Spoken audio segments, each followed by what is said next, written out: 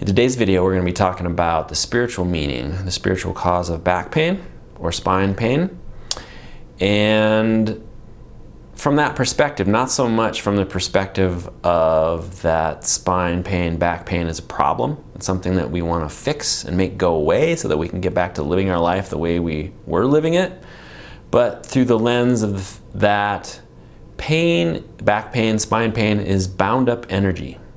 And if that wasn't revelation enough, it is bound up intelligent energy that is, like all bound up energy, is poised to do work. It's poised to transform us physically, emotionally, mentally, and spiritually overall. So we're kind of going to be looking at it through that lens. So this is not necessarily a video for someone who wants their pain to go away just so they can get back to living their life the way that they were living it. Although I understand there's always, even for those of us who are more oriented towards this kind of video or this kind of topic, the spiritual nature of things, there's always a part of us that wants the pain to go away, and that's natural. But to the extent that we can go a little further and be curious and look and explore the causes of that, again, it has a lot of potential to change us for the better,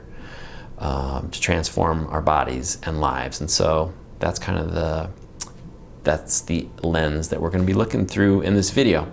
And also I'm going to talk about how to resolve, how to activate the energy bound intention in our system, and how to integrate, and thus resolve that energy, that bound up energy that can manifest as back pain, spine pain. Okay, so before we get there though, my name is Dr. Jay Eaker from the BioSoul Integration Center here in Louisville, Colorado, and I help people embody their soul's gifts and their soul's essence. I help people realize the portal that pain is, the portal to soul that pain is, have a direct experience of that. And I help people do that through the hands-on work that I do, through the online work that I do with folks around the world. And so if you find this video on YouTube, please like it, please share it, and please subscribe to my YouTube channel. All those things help. And wherever you find this, on whatever social media platform you find it, do the social thing, like it, share it, etc., etc. You also might find this, if you're into audio podcasts, you can check out the BioSoul Integration Podcast and this episode on the BioSoul Integration Podcast, wherever you listen to your audio podcasts. I've written a book called If It Didn't Hurt, How to Resolve Your Pain and Discover Your Life Purpose, which is kind of the ultimate guide to realizing pain as a portal to soul and transforming yourself physically, emotionally, spiritually, mentally. So on. So you can find that at my website at biosoulintegration.com. There you can you have the opportunity to get the first chapter for free and check that out that way, and you can also buy it there if you like. Okay, so let's get into it here. So the first point, again, that I wanted to make is that pain is bound up energy. And on top of that, it's intelligent energy. It is energy that is poised to do work, as all bound up energy is. It is poised to transform us physically, emotionally, mentally, spiritually, to change us in that way if we are inclined to look at it, to integrate it, to bring our attention to it, because there is an enzyme, you could say, the enzyme of consciousness, that when we bring our attention to pain in our bodies and the sensation of it in our bodies, it activates and integrates the pain, the energy, such that we can extract the wisdom from it, so that that wisdom and that information can inform us physically, mentally, emotionally, spiritually. So again, there can be reasons that, of course, that pain is some immediate concern, right? There could be some acute injury. You've just taken a fall or something like that, and there's pain in your back or spine that you might want to get checked out. A kidney infection or infections and things like that can cause back pain, of course. And so there are reasons why you might want to get something checked out in the immediate future, in the immediate now, to make sure that there's not an immediate problem. So, but I'll leave that to you. However, 90%, there are some 30 million visits to the doctor every year complaining of back pain. And 90% of those visits are the kind where the doctor just says, well, just take some painkillers and head home, because 90% of the cases, back pain resolves itself. There isn't some immediate,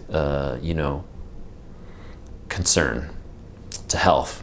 It's something that whether it is the kind that has kind of snuck up on us over time, it's kind of related to stress, or the kind that kind of comes and goes and repeats itself.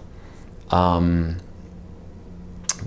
of the cases of back pain are like that. And so I want to, as opposed to that back pain being idiopathic, as they say in the medical world, which is we don't know what it causes, just take some painkillers and go on with your life. I suggest that there's a purpose behind that pain.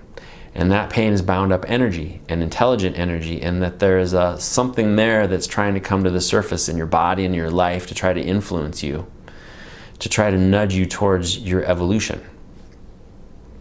There will be times, there are developmental stages that unfold throughout the course of our lifetime. We have to put together a certain amount of dots to walk and to talk, and then puberty happens, and then we explore relationships, and we have kids, and then it's time to not so much have kids, but to share our wisdom with the tribe. And so there are these developmental stages that unfold all through the course of our lifetime.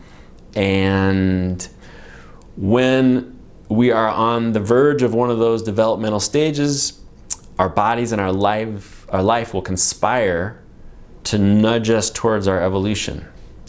And often that is when pain or some problem shows up, whether it's back pain, whether it is emotional issues of some sort, whether it is some health crisis.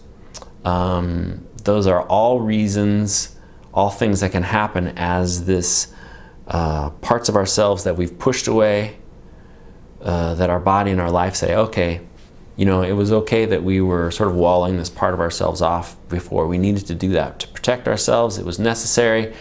But in order to do this next stage in your life and give your gifts in this next stage of your life, you're going to need to come into a relationship with these parts of yourselves. And so that's when this energy kind of like starts to feel the call of consciousness, and it starts to come to the surface. And when there are parts of us that say, oh, that's not okay to feel for whatever reason, we've judged it as not safe, or we've judged it as bad or something, it creates pressure in our system, and that pressure is often recognized as pain, as an emotional issue, as health concern or health crisis of some sort. And those things are all designed to make us stop and look and bring our attention to the issue. So especially when we're talking about back pain, nothing really grabs our attention like pain, right? And pain gets us really to stop and bring our attention, especially to the sensations in our body. That's kind of, in a general sense, what its goal is, because just by bringing our attention to that energy, that burgeoning energy, emerging energy in our body, like I said, our attention holds the enzyme of consciousness, such that when we bring our attention to something in our bodies, especially energy that is trying to unfold, it acts like an enzyme, and it sort of like activates that energy and integrates it into the whole of us. Activates and integrates it into the whole of us, such that we can extract the wisdom from that energy. And ultimately, that, I would say, is the purpose of back pain or spine pain. But you may ask, like, how does that energy get walled off there in the first place? Well, this is important to talk about because it's at the core of so many of our problems, is that when we are conceived, 2 to 4 weeks after conception, there is the foundational layer of our nervous system that comes online that I like to call the primal brain. And when the primal brain comes online, it starts feeling into the energetic back office of all the people and the culture around us. And it's trying to gather information about how to do this human thing. You know, we've just come out of the spirit world, the spiritual realm, and boom, we find ourselves in a body. It's like, okay, how do I do this, right? And so that primal brain is feeling into the energetic back office of all the people and the culture around us to gather information about how to do it. And what it picks up from those people in that culture is that, oh, there are certain parts of me, we fragment ourselves. It's not, what we learn is like, oh, it's not okay to be a complete whole being. I have to fragment myself because there are certain parts of me that are good and there are certain parts of me that are bad. And since we rely on them for our survival, there's some instinct that says, you know, we rely on them for our survival. We automatically say, well, our system goes, well, let's do what they have done. And so we wall parts of ourselves off and we judge parts of ourselves as good and parts of ourselves as bad. We may say, oh, this limit of fear, this amount of anger, this amount of shame is not safe to feel, so we won't feel that. But we also create weird relationships with power and love and joy, you know. So we learn from feeling into the people and the culture around us that, like, oh, there are parts of us that are okay and parts of us that are not okay, and we judge them and wall them off. And so that gets baked into our nervous system as we develop. And through about age 7, once we're born, that part of our nervous system is still largely online. Once we get past age 7, then it's kind of like we've formed the patterns that are going to kind of affect us, that we're going to spend the rest of our lives trying to unpack. But there is a physical manifestation of having created this pattern, the survival pattern in our systems. We use muscles to wall off tension in our body. If we have deemed some part of ourselves and the energy associated with that part as unsafe to feel, we can use muscle tension to wall it off and sequester that energy. We can use our posture to twist off, to redirect energy, to keep it from being felt through our heart and expressed through our heart. So we can use the physical body to affect, separate in ourselves. That leads to a limit on the range and depth of emotion that we can give ourselves permission or to feel or to not feel. The emotional field exists on a continuum, and it's connected to every other emotion, every other part of the emotional field. So if we put a limit on the range and depth of grief that is safe to feel, or anger or fear, etc., it also puts a limit on the range and depth of its corollary, joy and awe and love. It puts a limit on the range and depth of that we can feel. and that creates a limit, affects the thoughts, the stories, the belief systems we have about ourselves and the world. Who are we? What is the world? And if there's a limit on, let's say, joy and awe and our ability to experience that, it limits our ability to really have a direct sense, have an understanding, an embodied understanding of our spiritual nature, for instance. And so we put a limit on the range and depth of our thoughts, the stories, the belief systems that we can have. They help support this limited way of living and being. And all of that has an effect on our behavior. It changes how we show up in the world. Are we showing up in the world in a way that's in alignment with our authentic self, with our true nature, with our full expression of who we are? Or are we showing up in the world in a way that's on a limited, truncated capacity? So it affects our behavior, and that limits our, the capacity to which we will be apt to be expressing our soul's gifts and our soul's essence and helping others on the planet with our gifts. I also want to mention that sequestered energy shows up as muscle tension. It can show up as tension in the bone. Speaking of, it's important for spine pain, but it can show up in the muscles. It can show up also in the bones, in the connective tissue and the spine, the bones around the spine. It can also be stored in our emotional subsystem. There could be sort of pressure in our emotional system. And again, ways that we sort of we sort of sequester energy in our system and limit our expression. And back pain, spine pain is one of the more common ways that this shows up. Again, it can show up in many different ways. It can show up as health issues. It can show up as emotional issues, but it can certainly show up as back pain. The other thing that I want to mention and bring to the forefront of your awareness is that pain is not a very good indicator of where or what the problem is. Often, people have a pain in a certain place. I got hip pain, and so we go out and we find ourselves, consulting a chiropractor or a massage therapist. And if that practitioner is sort of seeing more through the lens of this sort of like, we want to fix it, make it go away, not seeing it so much through this, the spiritual meaning lens that I'm trying to convey here, we will tend to want to try to like pound on that area, see that area as the source of the pain and the problem. When we're looking through the lens of the spiritual nature of pain, it's always about a relationship.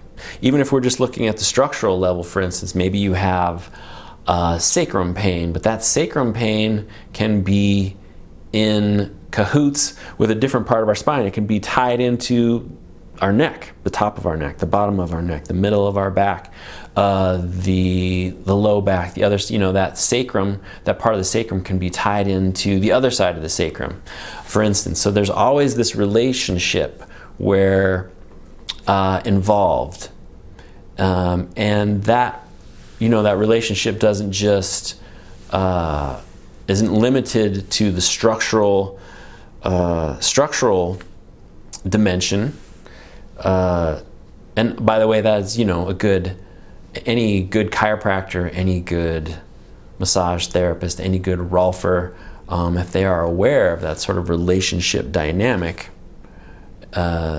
we're aware of the relationship between different parts of the body structurally, that maximizes their capacity to actually facilitate change in the body, as opposed to just sort of like pounding away on the place where the body hurts, right?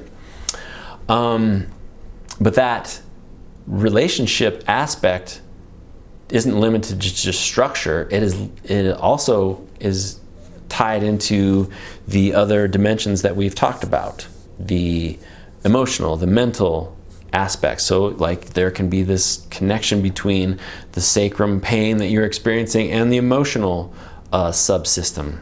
There's a relationship there that needs to be, that whole relationship needs to be held. Like how many times have you felt like sort of pressure building in your body, and then later on have a good cry and feel like, oh, some relief from that. So there is can be an emotional component. There can be, believe it or not, a mental component. The sacrum pain tied into the thoughts that you keep telling yourself, or emotions connected with the thoughts that you keep telling yourself, etc. So there's always this sort of like multi-dimensional aspect to pain, and all of those aspects need to sort of be addressed and connected with. They say that enlightenment is a multifaceted thing, right? And so it has many facets and many layers, and this pain is the same way. There are many facets, many layers, and to the extent that we can sort of hold all of those or address all of those dimensions, to that, it just maximizes your capacity to sort of, again, integrate and extract the wisdom from that pain and sort of affect a resolution. And so, when I say resolution, I don't necessarily mean that the pain is going to go away. That's another point. Although, again, I understand the urgency when we have pain, even if for someone who's more spiritually, transformationally oriented, if there's pain, there's some part of us that wants that to go away, and that's natural and normal. But believe it or not, there are things that are more changes, that are awarenesses that are sort of can be more empowering than just having the pain go away. Like I said, it exists on many dimensions. So you might, have a change in the emotional, mental realm, and feel a wider, deeper range of emotion, which affects having suddenly an expanded way of thinking about yourself and the world. And that can be so compelling and so interesting and satisfying that, you're not so concerned that the back pain is still there. That there's a way in which that physical dimension can actually fall into the background. Believe it or not, there can be more empowering changes than to have pain just go away. But of course, that is one of the things that can happen. It can go away too.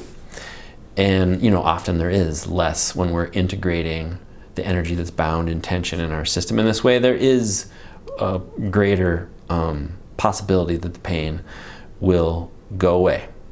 So again, this pain, this energy that I'm talking about can surface in a number of ways. It can surface as back pain, spine pain, but also the health issue, emotional issues, etc. But certainly spine pain, back pain is one of the common ways that it shows up. So the next thing I would want to talk about is how how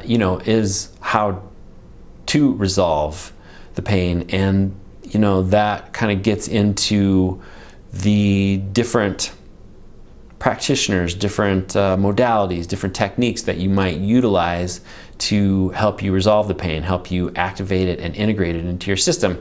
And again, like I keep saying, that to the extent that that practitioner, that technique, that modality kind of encompasses all of those aspects, the physical, the emotional, the mental, and the energetic, the spiritual, is a greater probability that you're going to be able to activate and integrate that and extract the wisdom from that energy. So,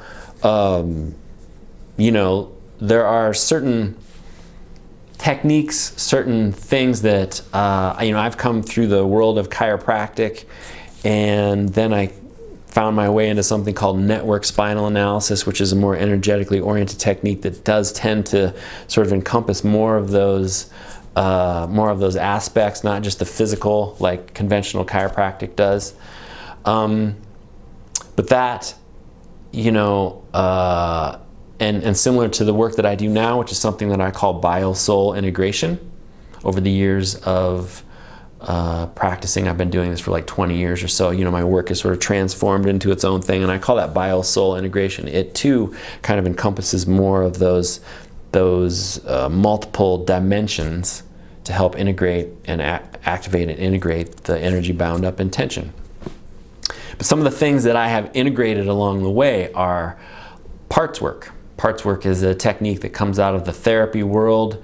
A man named David Schwartz, I believe, invented parts work, but it's a theme that has showed up all throughout the psychological world with Jung and with Freud and so on and so forth, that there are this idea that there are fragmented parts of us that we tend to push away or dissociate ourselves, suppress, and the integrating of those parts creates, allows for greater expression of wholeness, that idea. And so parts work is something that integrates that, but it is really a somatically oriented technique.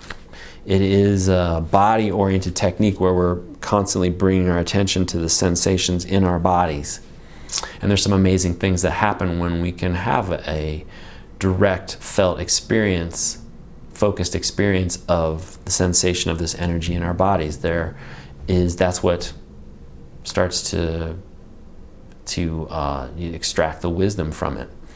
Something else called brain spotting that I've integrated in my work. About the time that the pandemic happened, I was looking for a way to do things online, and I discovered this brain spotting thing, and that too is a very somatically oriented technique that involves getting people to look at a certain place in their visual field, because the retina of their eye developed alongside their back brain, and the back brain is really tied into these. That's one of the places that we store the energy that's associated with hurts and traumas and accidents that have overwhelmed our system. And by looking at a certain place in your field, you can come into contact with that energy, and inside of a container of kindness and non-judgment, you can start to unpack that energy. So that's something that I've integrated into my work, and something that you could look into. And then mindfulness meditation, mindfulness practices, because that's certainly a key, because like I said, our attention, when we create these survival patterns in our system, there's a way in which awareness gets drained and attention gets drained out of it. It's like, oh, we can't see it. Our system says, I don't want to look at it, I don't want to feel it. It's like those monkeys, like, here, I don't hear anything, I don't see anything, I'm not speaking, I'm not expressing anything. It's kind of like that. Our system, attention gets drained out of this, a part of ourselves. Awareness gets drained out of it, and so we can't sort of see it. Again, that's why pain is it's drawing our attention, getting us to make that connection again. And so mindfulness, awareness, mindfulness meditation practices are designed to sort of like work out those attention muscles, to increase our capacity to hold our attention on what's relevant in the present moment. In the case of back pain, spine pain, that pain is what's relevant. And when we are able to sort of bring our attention to it and explore it in great detail with our attention, we discover things about it. Often pain is caused by things that we're not aware of, and there are aspects, channels, parts of the pain that we are not aware of, and that's why it hurts. When we bring our attention to it, we might just define like, oh, this is where it is in my body, and it's actually moving around, and oh, there might be emotion that comes up, and then we're able to stay present with the emotion, and that is tied to a certain story, a certain belief about myself that comes to surface. So we start to unpack, we're starting to sort of unpack that knot, that physical, mental, emotional, spiritual knot, and those different threads associated with it. Yeah, you could look at it as sort of an important concept is this idea of like a triangle, and there are, let's say one leg of that triangle is physical, one leg of that triangle is emotional, and one leg of that triangle is mental. There are other, ways, labels that could be applied to these triangles, but in general, the sort of pattern is held together by, these three legs. And if we only address, let's say, the physical part of it. Let's say you only see a conventional chiropractor, or get massage, or some modality that's really just physical in nature, and only on that dimension. There's a lot of momentum in these other two legs that will reassert the pattern, and that's why people go to a conventional chiropractor often, and then find that it felt better for a little bit, and then the pain keeps coming. It always comes back. That's because this pattern, we keep thinking the same thing, we keep having a limited range of emotion, we keep behaving the same way, and that reasserts the whole pattern. If we want to make a fundamental change and collapse that pattern, we have to address at least two of those legs, mental and emotional, or emotional and physical, or physical and mental, etc. And so there are certain practitioners, certain techniques that sort of inherently do that. Network spinal analysis that I mentioned earlier, which is the foundation for my work, that is more oriented to affecting all of those parts of that triangle. The work I do, BioSoul integration, definitely, whether it's in the hands-on work that I do here or the online work that I do with people around the world, it is geared towards affecting all the layers of that triangle and collapsing it. Again, those things that I mentioned, parts work and brain spotting, they are therapy techniques, but they are very somatically oriented, body-centered. They incorporate body-centered stuff, but also mental stuff, emotional stuff, as opposed to, say, just cognitive behavioral therapy, which is just a lot about, thinking. Doesn't have the capacity to sort of like collapse the whole pattern it tends to reassert itself. So I think that's all, but basically what I wanted to say. Just to recap, spine pain, the spiritual meaning of spine pain, of back pain, is really about the fact that pain is bound up energy, and it's intelligent energy on top of that.